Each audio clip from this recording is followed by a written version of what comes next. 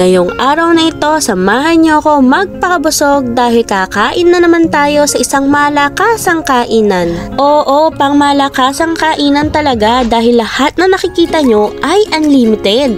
Only seafood, only fruit platter, only dynamite prawns, soup, only drinks, only rice, only salad, and bread. Ito na nga ang pinakamura at quality na seafood restaurant na nakainan ko dito sa Dubai. Paano ba naman? Sadyang mabubusog na kayo ng bongga, hindi tinipid sa portions at higit sa lahat, masarap at sulit na sulit.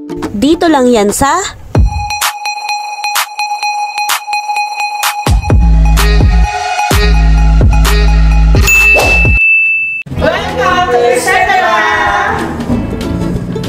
Matatagpuan nyo nga pala ang etc. malapit sa Al Ghubaiba Metro Station sa loob ng Howard Johnson Hotel Bur Dubai mezzanine floor. Pwede kayong magpabook ng events, parties, at may promo sila na kapag birth month mo, libre ka na. Basta magdala ka ng 3 of your friends. Meron silang daily promo na 50 dirhams lang per person from 1 PM to 9 PM at lahat ng yan ay isa-serve sa'yo.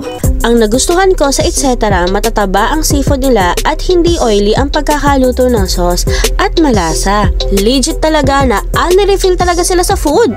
Hoy Duday, di ba diet ka? Naku, sira na naman ang diet mo.